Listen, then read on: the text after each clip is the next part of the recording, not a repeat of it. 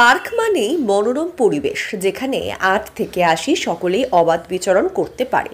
কিন্তু এমন কি কোথাও শুনেছেন শিশু কিশোরদের পার্কে প্রবেশ নিষিদ্ধ?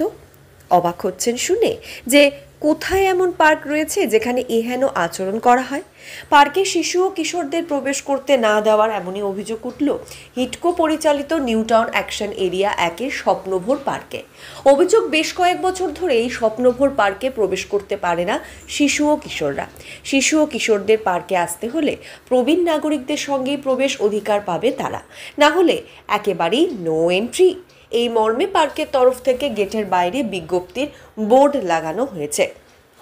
সেখানে উল্লেখ রয়েছে এই পার্ক শুধুমাত্র প্রবীণ নাগরিকদের জন্য।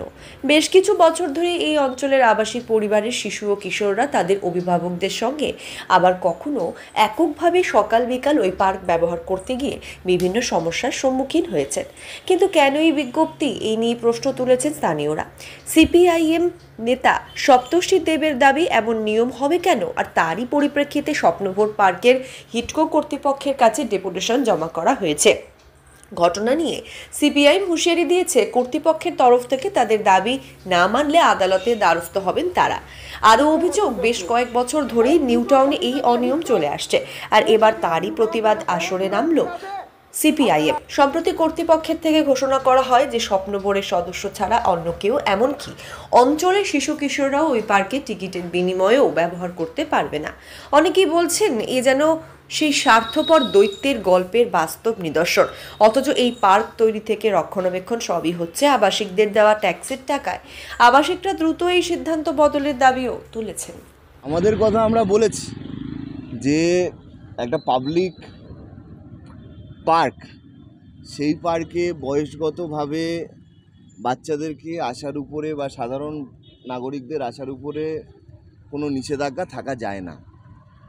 এটা সিনিয়রদের জন্য বিশেষ পার্ক হিসেবে চিহ্নিত হয়েছে, তাতে আমাদের কোনো আপত্তি নেই। সিনিয়ররা অবশ্যই আসুক, সিনিয়রদের যাতে আরও স্বাচ্ছন্দ্যে এই পার্কে তারা বসতে পারেন, তারা তাদের সময় কাটাতে পারেন, যা ইনফ্রাস্ট্রাকচার আছে তার থেকে আরও ভালো ইনফ্রাস্ট্রাকচার হোক।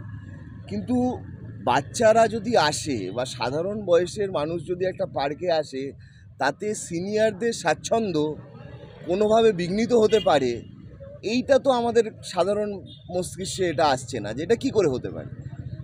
বাচ্চারা এলে সিনিয়রদের অসুবিধাটা কোথায় হবে, এইটা তো প্রমাণ করতে হবে। দ্বিতীয় কথা হচ্ছে যে যেই অঞ্চলে এই পার্কটা অবস্থিত, সেই অঞ্চলের পাশ দিয়ে নিউ টাউনের সবচেয়ে ব্যস্ততম রাস্তাটা ছুটে যাচ্ছে।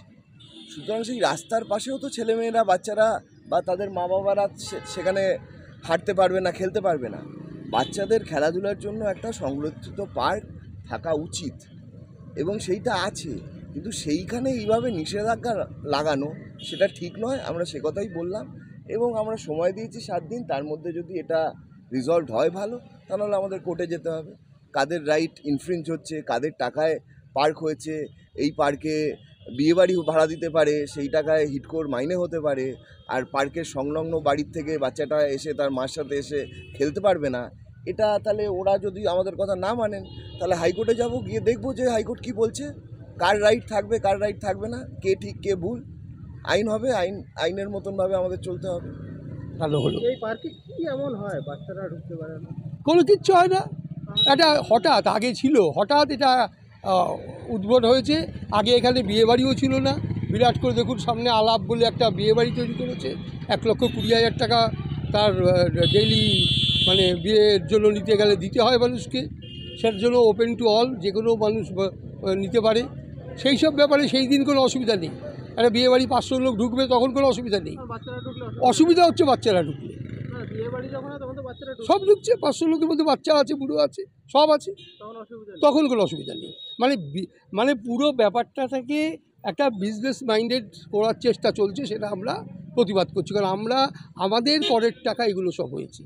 আপনারা হয়তো জানেন যে আমরা এই কলকাতার মধ্যে যত কর্পোরেশন আছে বা কিছু আছে, আমরা এনকেডিএতে সবচেয়ে বেশি প্রপার্টি ট্যাক্স দিই।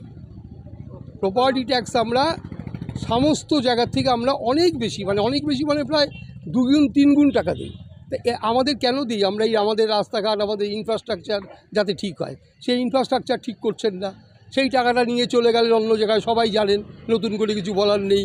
কোথায় দীঘায় কী করতে হবে তার দায়িত্ব তো আবার এনকেডিয়ার ছিল না, কিন্তু সেটা আপনি নিয়ে চলে গেলেন। অথচ আমার এখানে বাচ্চাদের জন্য বা আমাদের জন্য সুস্থভাবে থাকার জন্য ব্যবস্থাটা করার সময় আপনাদের যত অসুবিধা। আপনার নাম আর পরিচয়? আমার নাম জয়ন্ত ব্যানার্জি, আমার বাড়ি হচ্ছে BF 32।